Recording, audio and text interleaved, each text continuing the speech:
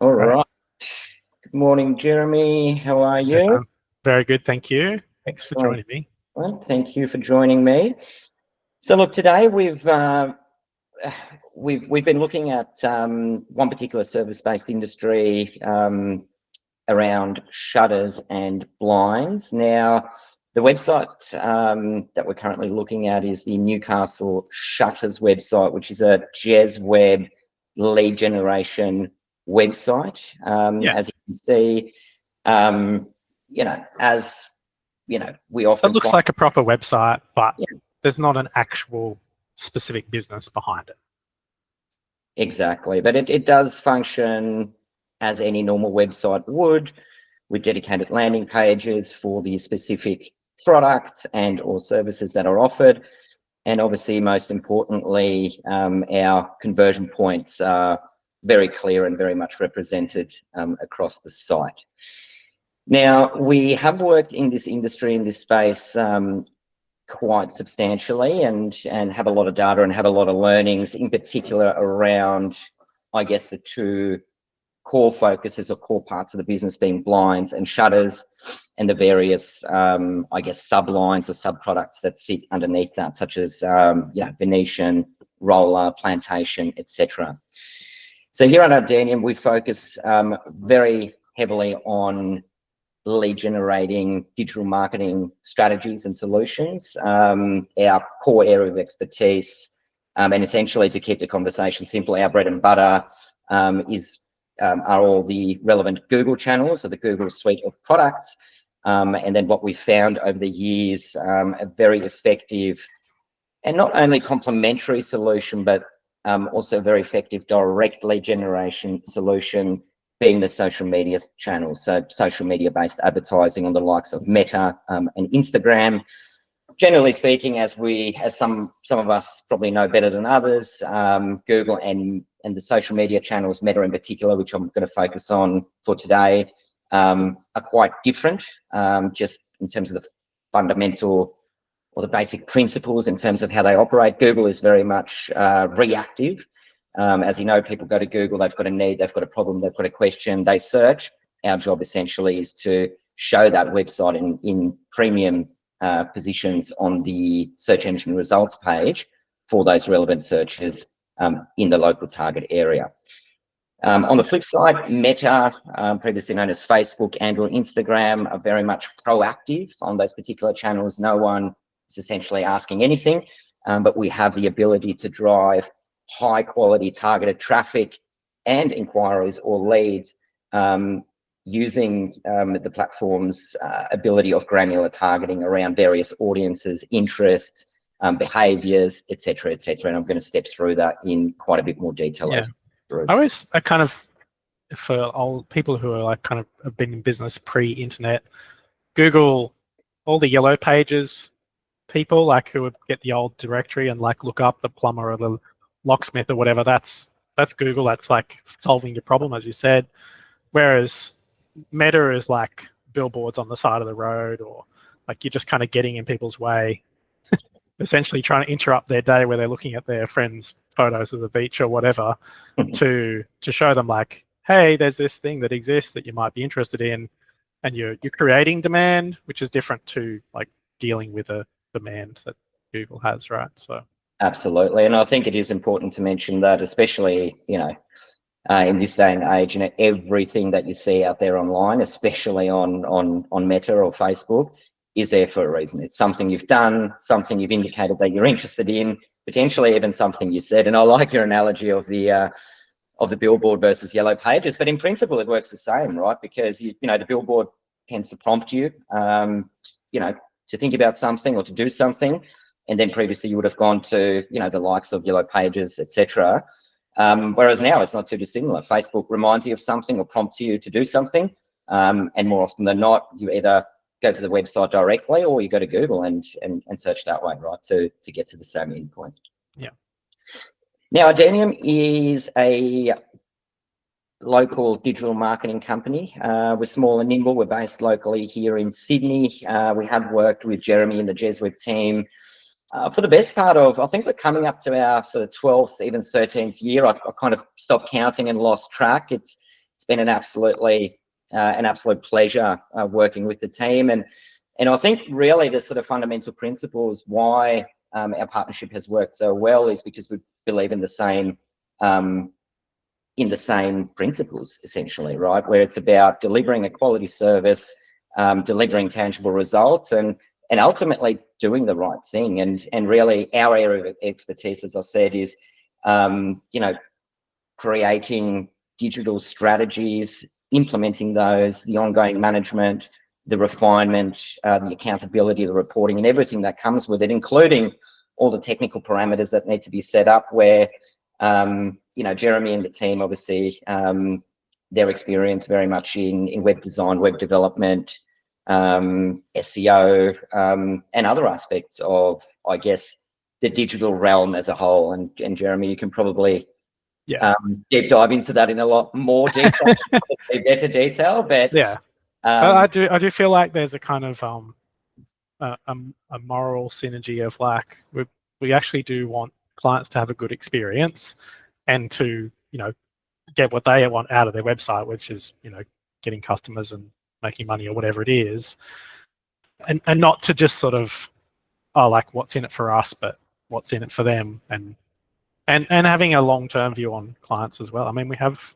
clients literally who have worked with us for 2 decades, and if you take a short-term view of like cashing out on people, that's pretty it doesn't last long, right? So sometimes what's best for the person and their business is not the immediate thing that you might do. So yeah, thank you. I think we do work well together. It's good. Thank you. Yeah, and I think for me personally, I mean, there's really sort of the ultimate benefit there of, you and your team are building the websites. We have the ability to provide feedback and or input really in terms of, what we might need from a campaign performance perspective, from a, usability perspective. And I think ultimately, the way in which we cross-share learnings and data to ultimately further the client's experience and ultimately outcome of what they're doing online.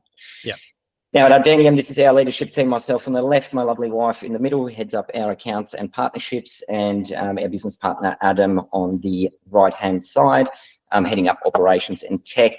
We also have 2 additional staff members, one over in New Zealand, our lovely Michaela, and also James Wheatley, who's recently joined us. I've worked with James for the best part of 8 years, an absolute guru when it comes to campaign management, technical, anything to do with tech, and essentially sort of our point of difference really is about big picture thinking, but delivering that small agency service. Everything we do is based on data.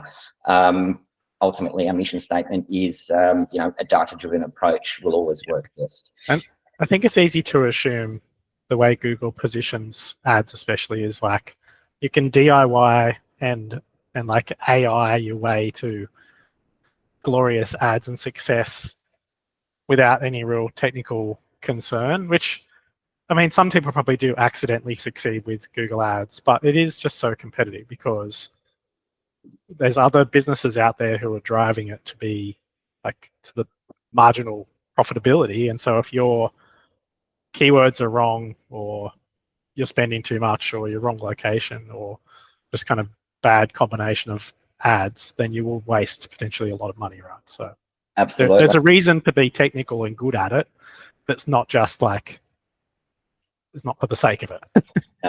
And I think the biggest learning for me there is, and you've kind of said it anyway, is, you can set up any campaign to spend money, or you can set up a campaign to generate money or generate a positive outcome and return. And the biggest thing that we find, because we do a lot of account audits for customers who have existing or established accounts, and what usually really becomes apparent quite quickly is the sort of set and forget principles, which, yes, Google's tech and Meta's tech is very, very good, and the AI is very good, but I'm a big believer in, it's only ever as good as that human element and that human input that you give it. Moving on now, we're also fully accredited with Meta, with Google, TikTok, Taboola, Bing, Microsoft, and we're also a member of the Independent Media Association of Australia. Essentially, additional quality reassurance is an absolute guarantee with us. Speaking about what we offer you, complete transparency right from the word go. We are very open about our fees and our management and inclusions. I'd like to divulge that pretty much straight from the word go. I'm not a big fan of nasty surprises and hidden fees, so it's really about complete transparency. Whatever we see, the client can see as well. So essentially they have access to their own account or to the account that we run for them. And again, you know, really just making sure that everybody is always on the same page. Yeah, I mean, that openness is accountability, and there's plenty of people out there who will do Google ads and not even tell you what ads and keywords you're spending. They hide the budget, and then if you're ever asked to look, you don't know what's going on. Exactly. Which if it's working, maybe you don't care if that's how your ads are set up. But I think, yeah, there's a lot of integrity in showing people like, this is the money you're spending with Google. Here's the outcome. There's no secrets in terms of like what you can see there. So yeah. Exactly, and accountability is something that I'm very, very big on. You know, if something's not working, I'll be the first to call you. And likewise, if something is working, I will also be the first to call you. Yeah. I've spoken a bit about the free account audit. So for anyone who has established accounts who might feel that things could be done better or might be able to be improved or refreshed or refined, it's completely uncommittal. We provide a full analysis, which I'm also happy to then talk to provide additional context and clarity, with an overlay of obviously how we would suggest to do it differently. I've already talked about our certifications. And one of the biggest points for me is the onshore campaign management. In previous lives, I've worked in various capacities and industries or businesses rather, right up from, you know, big agency world. But what I do believe and what has been proven is that, you know, the sort of local touch and the ability to have in-house people locally onshore to assist me in managing our clients and our campaigns has paid absolutely. Especially in understanding, so products and services, even like, you know, roofing in Australia, it's ColourBond and concrete tiles, but then other countries it might be like light vinyl shingles or, you know, like, and so understanding the nuances of particularly people's homes and lives in Australia compared to whatever the default that Google might assume even, or like a keyword generator might assume. Things like, you know, we sort of use air conditioning, whereas the US is a bit more HVAC. And that nuance is sometimes hard to pick up when you're just looking at sort of statistically averaged information out of Google. And knowing what's even seasonal and topical locally, I think there's a real benefit in knowing, you know, the struggles and the desires of a local person. Exactly. You know? Especially working in potentially more regional markets as well, you know, geographic locations, for example, language, as you said, you know, certain terminology around keywords and products especially. So in any case, let's deep dive into the strategy. I mean, we sort of started off talking a little bit about, you know, the differences between Google and some of the social media channels. I've kind of summarized that here, but for the purposes of the recommendation today for Newcastle Shutters, we really focused it very heavily on Google Ads or Google Search, and a complementary solution being a meta lead generation campaign, which I'll get to shortly. Now, again, with any client, with any website, with any campaign, the most important thing is research, is looking at the data, looking at the trends, and really spending that time up front to understand the market in particular, and not just the market, but the differences in terms of demand, go-to-market costs, competition for things such as shutters or blinds or awnings. And again, when we set up our campaigns in this instance, we are recommending a multi-campaign setup. Again, for a variety of reasons that I'm going to cover off. In particular, it gives us more of an ability to better optimize and manage the budgets, going sort of the level down from the bids, and ultimately the results as well. And before I go into the keyword research, I just wanted to sort of draw your attention to some of the Google trends that I've looked at. And I've kept it somewhat high level for the purpose of today, looking at search volumes in Australia and drilling down specifically into some of the specific target regions that we have been discussing for blinds and shutters, we can quite clearly see that demand essentially all year round is very much consistent. A lot of industries are seasonal, and you often see big peaks and troughs, and essentially we can cater to that as well, where, you know, depending on what the trends show us and the data that Google gives us, we have the ability to, you know, dynamically control budgets in line with seasonality. Here, as we can see, and as I've already mentioned, the demand for blinds, which is the red trend line here, there's a higher level of demand for blinds versus shutters, which is the blue trend line down the bottom. But again, Google's data is indicative, so more often than not, you know, the best learnings and the best data you get is when you actually get your hands dirty and you start running these campaigns. I mean, most of Australia, it's sunny all year round, and the two products are basically like blocking out heat, light, and privacy, which is, yeah, there's not any parts of Australia that's dark for 6 months of the year or anything like that. So luckily, luckily. All right, let's have a look at keyword research. Now, I know that we spoke about shutters in particular. That is a core business focus for Newcastle Shutters. Potentially, you know, a couple of different sort of reasons that sit behind that. But Google has a variety of tools that we can use to our advantage and our clients' advantage. And what we're looking at here is the Google Keyword Research Tool, or Google Keyword Planner, as we call it.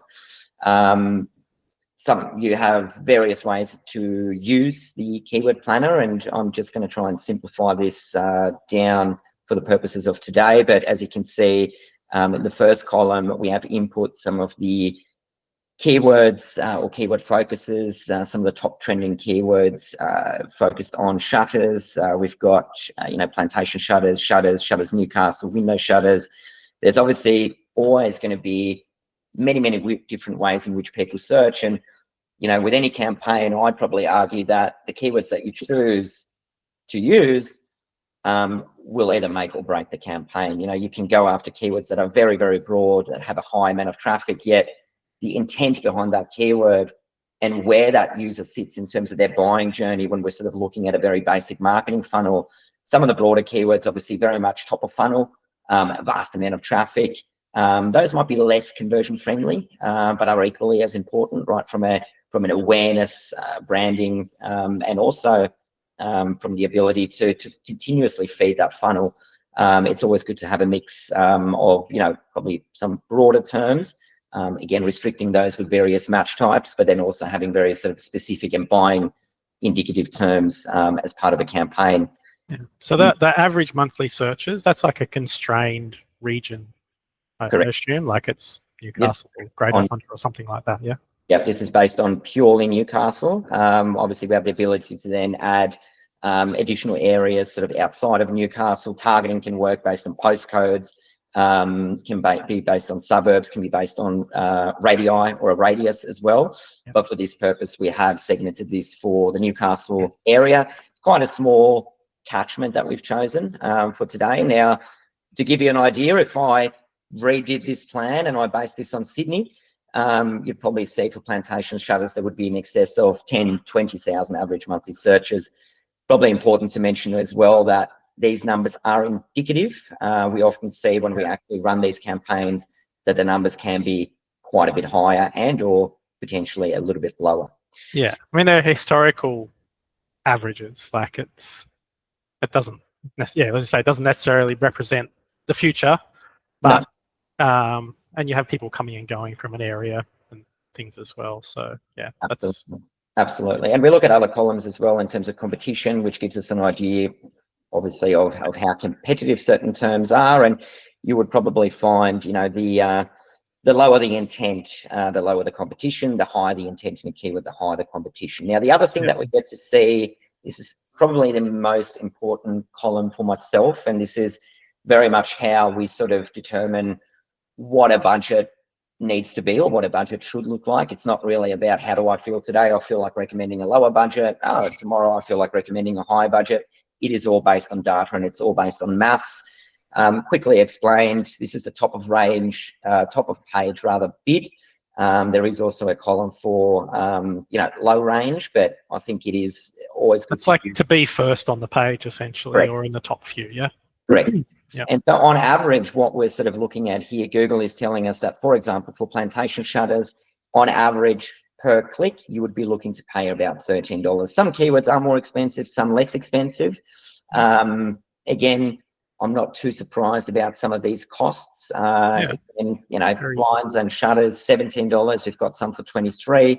So if I was to take the average, we're probably looking at a $10 to $12 average cost. Yeah. Maybe. And so just to kind of take one line, so plantation shutters, average monthly searches, that means there's about 2 or 3 people each day in Newcastle who are like typing that in, probably on average. But you're not paying $15 times 720 because you might only get 10 clicks out of the 720 or whatever it is. But it means it's costing, for that example, like $13, $16 to get someone from the Google ads to their homepage or whatever page you send them to, right? Perfectly explained. And then taking that even further, right, let's go with the example of, right, let's determine a budget. What kind of visibility do we need? And again, we sort of calculate on average how many clicks does it take to a website based on an average website conversion rate to actually get an inquiry, because we know that not every click will convert. We add up all of the monthly search volumes. We get an average of the cost per click. And then we essentially reverse engineer, reverse calculate how much visibility we would need essentially to run a campaign that delivers a positive result. Now, I'll give you an example. If we, for example, now got given a budget of $500 a month for this particular client. Now, that is media spend, so $500 a month ex GST would go to Google immediately based on a, let's call it, average cost per click of $12. I could tell you that that campaign wouldn't work. We simply wouldn't get enough airtime to get enough people through to the website to then get the right amount of leads. Does it only be like 50 or so clicks potentially? Well, and it's just not enough for it to be averaged out or for Google to like give you a good showing, really, is it? No, exactly. And the way we determine is because Google works on a daily budget, right? So essentially Google works on a 30-day principle, so, a month. So if I divided the $500, divide that by 30 days, that gives me an average daily budget of $16. Now, to that example that we're using, if the average cost per click is $12, that essentially means that you're going to get potentially 1 click a day, maybe 2 if you're lucky, and then your ads no longer show. What we found out over the years, that on average, it probably takes between 12 to 15 clicks a day for a campaign rather to be successful. Again, there are variations, there are exceptions to the rule, but as we can see in this example, a $500 budget would simply not be enough to run a campaign that can deliver an effective result. You'd need like north of $100 or so a day really to do it justice, wouldn't you, in that case? Because it's a really competitive industry, and I'm sure, like if you look for, I don't know, block drains or something, it might be probably even higher. But like the closer you are to like the purchasing, then the more expensive it should be, right? Because if someone's typing in, what's an example there, like plantation shutters near me, then we assume, and from the numbers, like the business is, it's like they're more ready to buy than someone who just types in like shutters who might be doing research or perfect trying to figure out what's going on, right? So exactly. And I mean, to that example, just to give you that comparison, right? I mean, I've got clients across most industries, and one industry in particular continues to surprise me or scare me a little bit, where, for example, an emergency plumber in Sydney, for 1 click, you could be paying anywhere between $50 to $80 for an emergency plumber search in Sydney. Yeah. You really want to make sure you're answering the phone call when you're paying like that sort of dollars. Absolutely. But the thing is, though, it's probably a bit like a locksmith at 2 o'clock in the morning. Like, if you can actually answer the phone, you'll probably get the job. Like, your conversion rate should be really high because there's a sort of desperation in the in the inquiry. Whereas if you're like shopping for a patio, that's a 12-month research process potentially. Like no one's desperate to get the patio builder out there, right? So. Absolutely, and it kind of goes back to what we said before, where Google is pretty smart. Google has the data, they have all the information, and again, when I talk about intent, or when we're talking about how far down the funnel are you, as you said, if I'm searching for an emergency plumber in Sydney, potentially at 1 o'clock in the morning, chances are that first ad that I click on, the person I call who picks up the phone, that's who's going to get the job. Yeah, you're not shopping around. You're like, please. My toilet is overflowing. Exactly. Whoever's awake, and actually, I have had a conversation about that with a client who is a locksmith, and he's like, well, he knows if he doesn't wake up in time to answer it, he may as well not bother, because they'll be already on to the next person, because they're standing outside shivering, trying to get into their house, and they're just like desperate to get an answer. So different businesses have different conversion rates, of course, but absolutely. Yeah.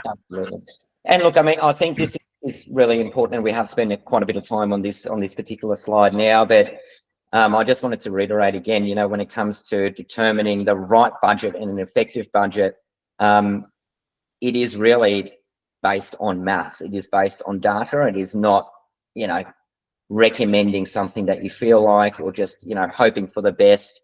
You'd often hear me actually say potentially no, if the budget's not right, if the time's not right, let's maybe look at an alternative solution outside of Google, because again, as we saw, if you are, a shutters business potentially in Newcastle, and you only have $500 to spend at Google, it's just simply not going to work. You may as well do some signage or letterboxes or something. It's just too hard to get it. And knowing that even a good sales process, they might still have a month or two to the actual billable point, and so you've got to sustain that budget until that gets rolling, which could be sort of a 3-month stretch, right? So absolutely.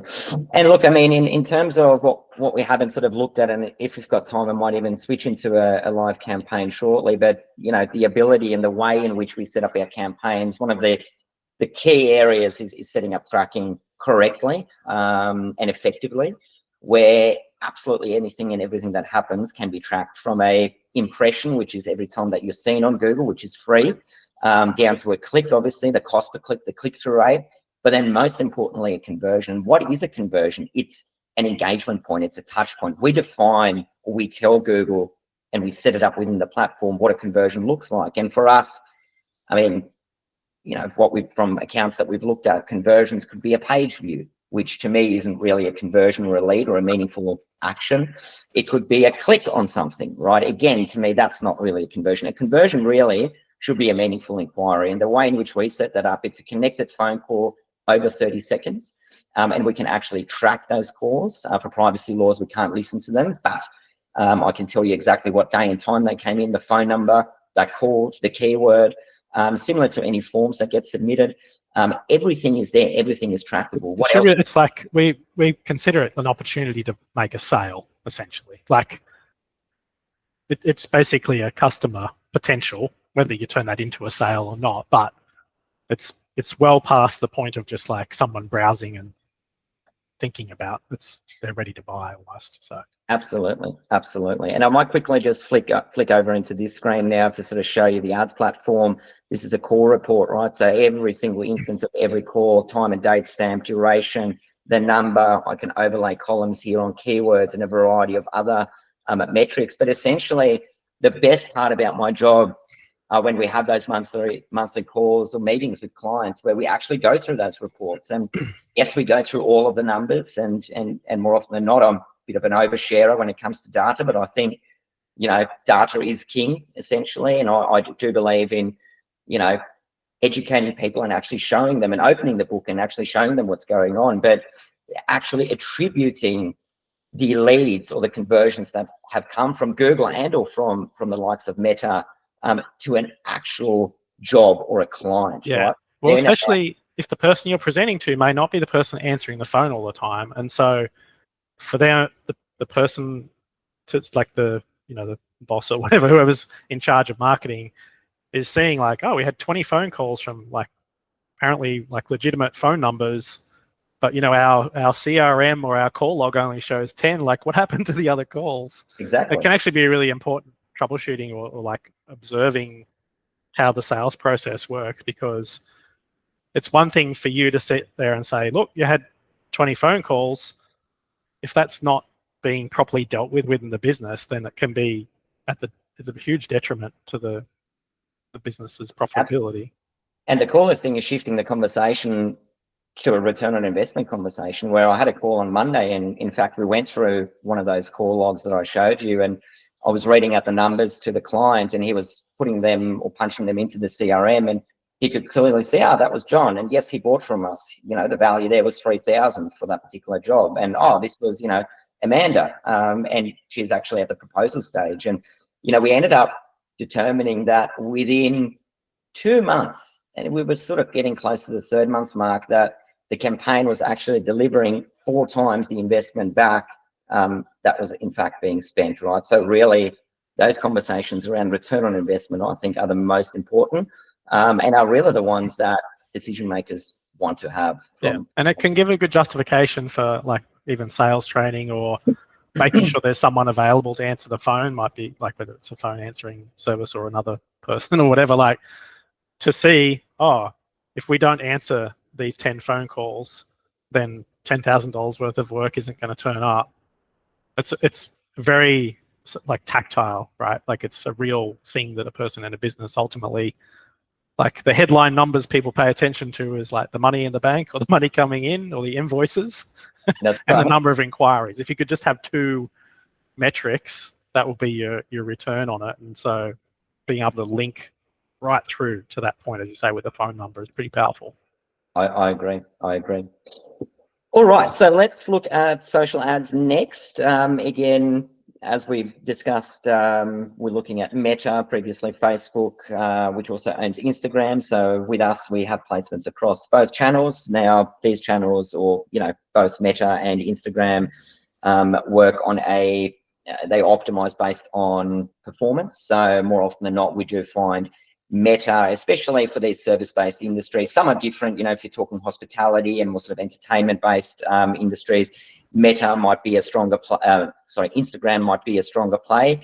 Again, you know, we have the ability to manually funnel budgets between the two, but we do usually find, especially for this sort of service-based, for these service-based industries, that Meta does deliver 80 to 90% of the result, and naturally 80 to 90% of the budget will then also go to Meta versus Instagram.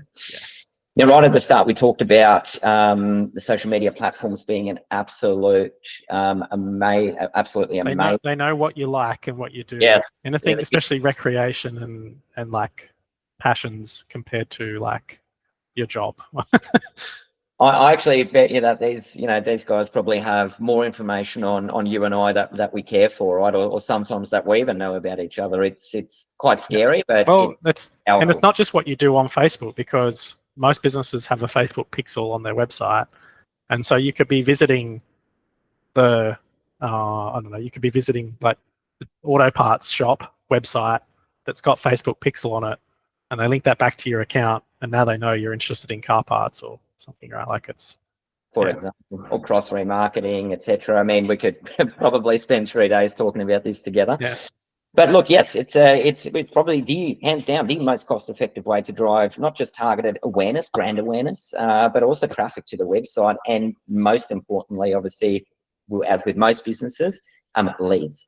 You've also mentioned that, Jeremy. I mean, these channels do support each other, and likewise, right? I mean, what we do as part of our reporting, yes, I will report on each platform, each channel individually, but I also like to report on the bigger picture. So utilizing Google Analytics or GA4 as, you know, sort of that bigger picture snapshot, and really get an understanding of how are these channels working together, and what is the ultimate benefit, right? And that's sort of where, again, our partnership comes into play, where, you know, you might feed me certain bits of information around what's working from more of an organic side or perspective, where we might be able to then sort of cross-use or cross-leverage some of that data and some of those learnings as well. Now, with Meta, as I said, we can target based on interest, geographic location, gender, age. The list is absolutely endless. Now, for the purposes of this business or this campaign, being Newcastle Shutters, what we've done is we've looked at interest-based targeting and in-market-based targeting. By in-market, it could be, you know, potentially what you've searched for on Google, right? And again, how do they know that? Again, we've talked about that before. Yeah, but they could have been searching for Spotlight shutters or IKEA curtains or all sorts of things, and obviously not out of Google, but they know, yeah, they ended up on the Spotlight website or the IKEA website. Exactly right, and exactly, and it's probably going to happen to us, right? I wouldn't be surprised if, you know, both of our feeds are full of shutter ads, but it's just an amazing technology, and it's just an amazing way in which you can get in front of people. My background, I've got a print, radio, and TV background from a very, very long time ago. I've been in digital marketing for close to 13 years now.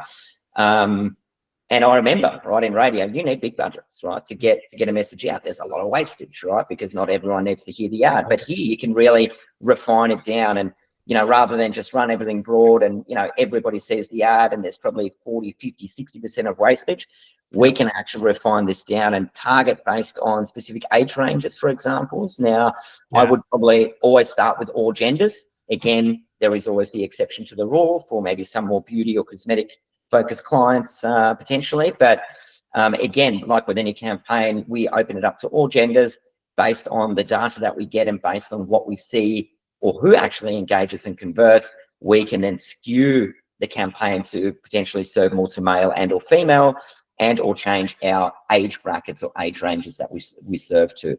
For this purpose, I've gone with 25 plus. Could be an argument to say 30 and up. But again, I think, you know, leaving the door a little bit further open to start to get that additional. You can always tighten it up later. Exactly, right. Very well said. Some of the interests here available, and again, you can see the list is quite long, but curtains, home interiors, home renovations, interior architecture, architects, window blinds, window shutters, home renovations. I mean, I could go on, right? So again, I don't think people necessarily realize that Facebook categorizes them in that in that detail, right? Like, good point. Good point.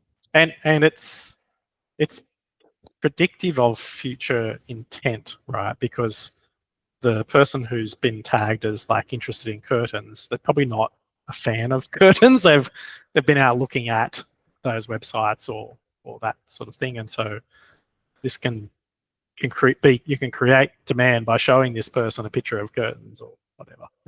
Or they, you know, I mean, curtains sort of sit within the same category as we've called it, but you know, you also have an opportunity to convert someone potentially, right? If I've been looking for curtains, but you might have a better solution in terms of, you know, a specific type of shutter that could do the same thing, you know, maybe I could be convinced, right? So again, these categories are predefined, so we can't just type in what we want. Yeah, like you could have like timber deck as a topic, and people might be looking at other types of decking or something. Like, yeah, you don't want to, if you drive yourself too narrow, then you just won't show enough people and it won't look like it's working, right? So you need to be broad enough to get an effect, that's what the little green bar is, right?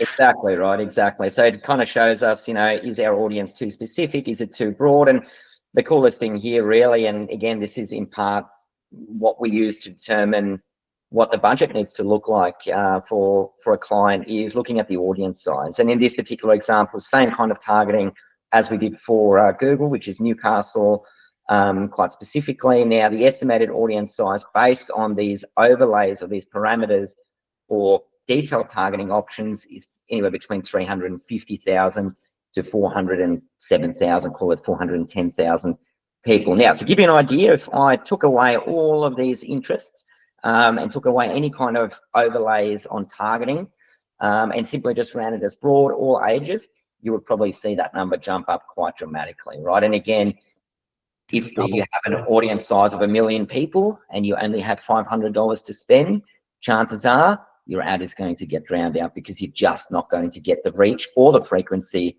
to deliver that result that we're going to need. Yeah. The other element that we always set up, we have a sort of an outbound focused ad set, as we call it. So it's one campaign. It could be multiple different ways to set up. There's also a large variety of different campaign types we probably won't get into today. But we also always set up an element or an ad set for remarketing for users who have come through to the website. And that can be whether it's purely from the campaign or from all channels, or people who have visited your Facebook or your Meta page, business page.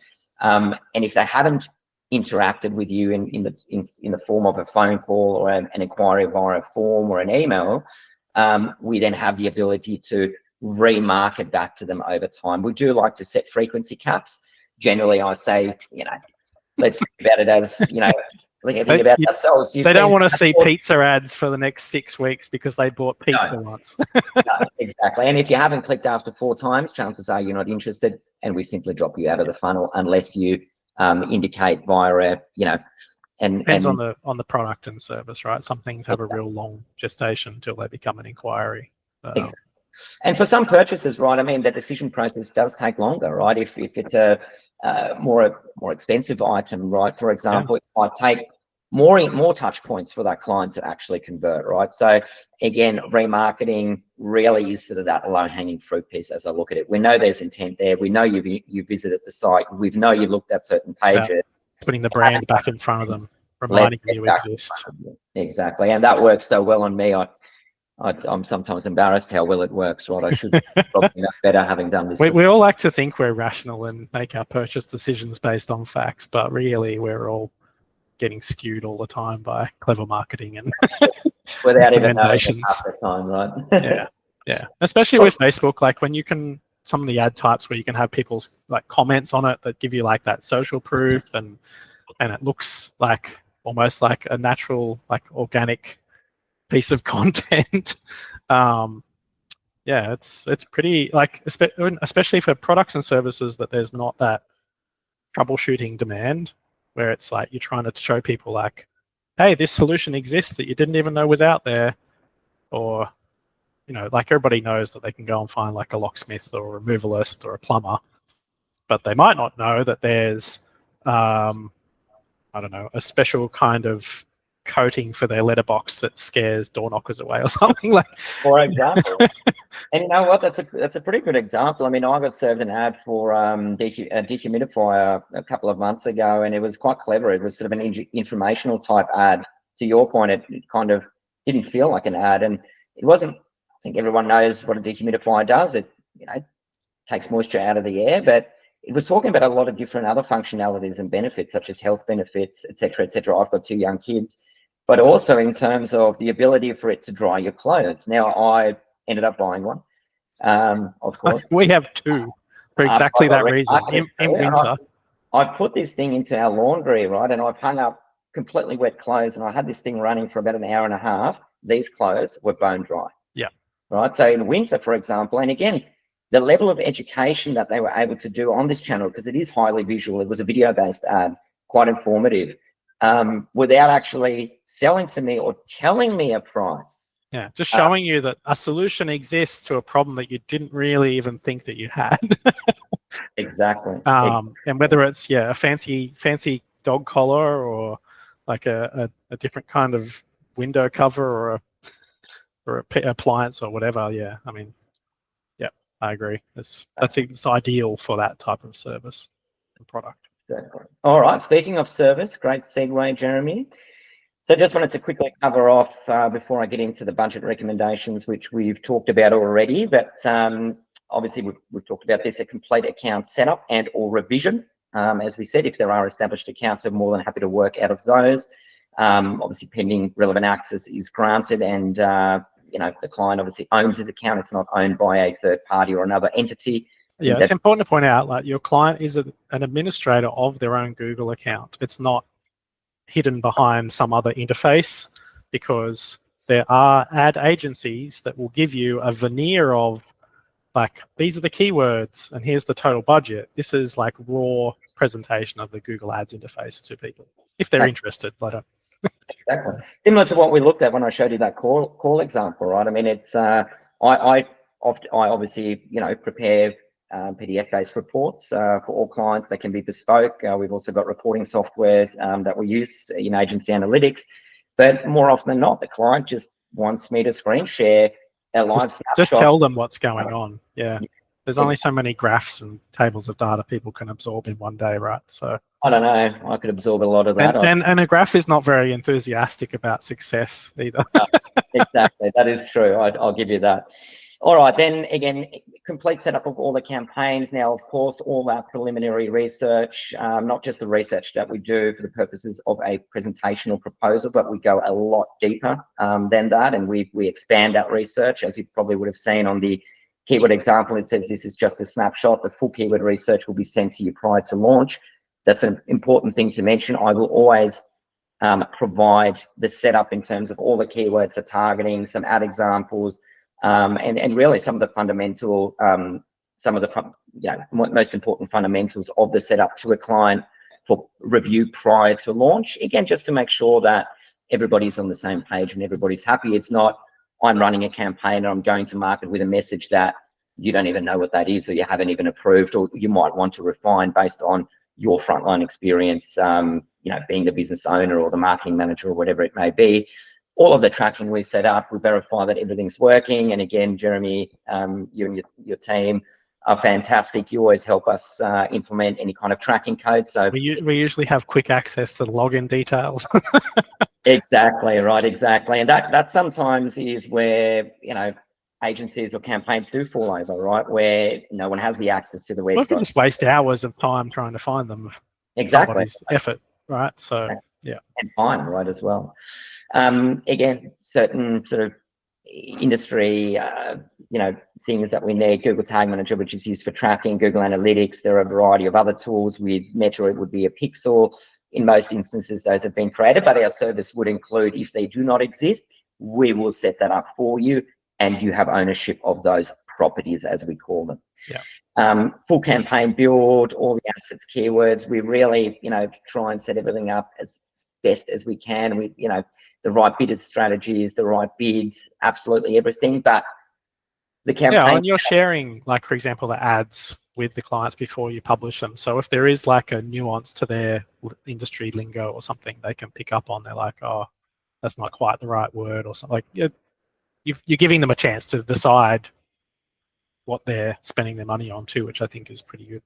Exactly. And then look, I mean, it's also probably noteworthy that the way in which a campaign starts might not be the way in it might not look the same in 2-3 months time, because as we get data in, another huge thing that we've talked about is that sort of set and forget.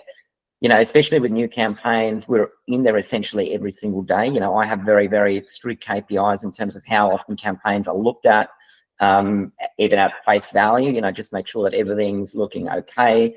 We've got rules around, weekly reviews, more in depth. We also do monthly, very much in-depth performance reviews. Again, depending on each and every campaign, some might be highly performing, some might be underperforming. The underperforming ones might need additional touch points, but again, we do have capabilities where campaigns do get looked at essentially every single day, and do get reviewed at least, especially like if you're spending, I don't know, an amount of money that is substantial for a business, if it's going well or wrong, it can have a pretty serious impact, maybe not immediately, but down the line on that business. And so being a good steward of that business's budget, I think, is a very important to maintain integrity. Absolutely. Because if you get 3 months down the track and you've spent $10,000 and they haven't got a result from it, you're like, I mean, if you weren't involved in looking after it, you'd be like, oh well. But that could be someone's livelihood. So no, and Google can run away from you, right? If you let it go for too long. Well, you can't trust it to do the right thing, and you can't trust Google salespeople to do the right thing either, I don't think. No. And the idea that you can plug like an AI chatbot into Google Ads and just like happen to get all the right keywords and I mean, it might accidentally work, or if you're in such a low competition industry, some niche in like a rural area or something, maybe you'll get away with it. But the idea that you accidentally or AI your way to keyword and glory is, I think, a illusion. Slim to none, I think, are the chances there. Yeah. But look, in any case, monthly reporting, we always do. So, and again, it's not me just flicking off a report and going, yep, good luck to you. It's not just an automatic report. That's right. No, we do all these reports manually, and I actually prefer to take people through it, right? I know not everyone's got the time every single month to spend, 45 minutes, an hour on the phone, but I do think it's important, because just sending a report or sending a proposal, to me, it's almost like giving a haircut over the phone, which tends to not really work, right? Things get lost in translation. People don't really understand what they're looking at. So you can get a lot of accidental feedback from people from those kind of calls, right? So they can forget to tell you they're running a special that you need to take account of, or exactly. that they're about to open a new branch of the business, or they just have feedback about the type of phone calls they've got. They might be like, oh yeah, looks like a lot of phone calls, but we've got heaps of people asking about curtains, but we really want shutters. What can you do about it? They may not take the time to write an email about that, but they'll accidentally or ad hoc tell you in the call, right? So yeah, and there's only so much you can say on an email, right? I mean, I think we all know that. Everybody's busy and they can't all type 120 words a minute. So no, that's right. And then obviously, equally as important are the quarterly reporting, and also benchmarking, right? Comparing quarter on quarter, year on year, month on month, because again, it's about delivering ongoing improvements and really maximizing the budget to deliver the best. Showing that you're spending their money and getting a return on it's really, really, really key. And anybody can set up ads. Like literally, you can go to your Google business profile and throw Google, probably even give you a $200 credit to get you started, and it'll say like, okay, the keyword is going to be shutters and blinds. Right. and you can throw thousands of dollars at it and not get a result very easily. And in fact, what we believe in is restricting Google's ability to do what they want as much as we can, right? So really taking that control back, and automated bid strategies and smart campaigns, and those Google salespeople that call, right? I mean, I get a lot of those calls, and usually it's, have you thought about making your keywords broader? Yeah. Or have you thought about doing X, Y, Z? And it's just no. The tools are powerful, but you've got to steer them. Exactly. Like there's a lot of excellent outcomes you can get from that, like automation and AI. But if you just let it have a wild access to your bank account, it's not necessarily going to be the right outcome. Well, I always say it's almost like, giving the key to your neighbor and going, you do what you want with my house, right? And whatever's inside, just don't do them, right? But anyway. Now, budgets. We've already talked a little bit about how we determine budgets. We look at average costs, we look at competition, we look at, obviously, from a meta perspective, how big is our audience size, how many on average touch points do we need for a user to convert, and essentially, overlaying that with our years of experience and also live campaigns. That's how we determine a budget. So in this example, for the Google component that we looked at, the recommendation for Google would be $2,000, $2,500 a month. Now, that is a total monthly budget, ex GST. It includes our fees. Now, I did promise up front, which I always do, what are your fees, right? So we have a 30% fee model based on the budget. The way that works, you take your $2,500, you take away 30%. So essentially $1,750. Yeah. I think it's important to point out, like, it's a high touch, high intensity service. Like, this isn't throw it up there and just check on it once a month for 10 minutes and check the report and off you go. And so that's how you get that marginal efficiency from the campaign. That's right. And so and there's something in that too where you like you've seen lots of ads because you've been running advertising online and other ways for let's just say a long time.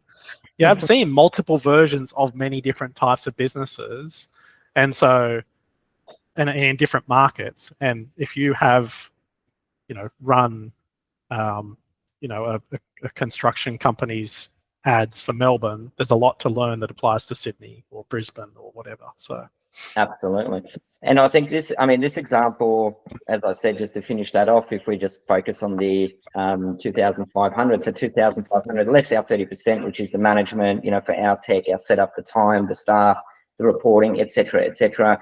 $1,750 of the 2,500 would be spent at Google, so at the publisher, and $750 is retained by us. Now, Let's quickly, before we finish up, go back to that example. If you remember, the average cost per click here was about $12, give or take.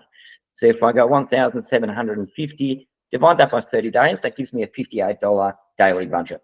Yeah. If I look at a $58 and divide that by the average cost per click, which was $12, no, Not quite enough. No, it's not quite enough. No, it doesn't. You could constrain it maybe by geolocation, but yeah, but I think. But yeah, and with that, the difference in that spend versus the management cost, I kind of think of it as a bit like the accountant. I'm paying them, but they'll get me back more than what I've spent probably to justify the work they've done. And I think that's probably generally true with what you're doing as well, where if I took that $2,500 and just let Google do what it wanted with it, it's really not that likely I would get a better outcome than the little bit smaller budget that you're managing. And effectively that's the reason you do it, because you want to get a better outcome. And so you might get the effectiveness of a $3,000 or $3,500 campaign for the 2,500 or something like that. So exactly. All right. Very good. Thank you. Thank you for your time, and yeah, it's been a pleasure, and we'll probably talk very soon. Yeah. Go team. Yeah. Awesome. Thanks very much, Stephen. Cheers. Thanks, Jeremy. Yeah. Bye.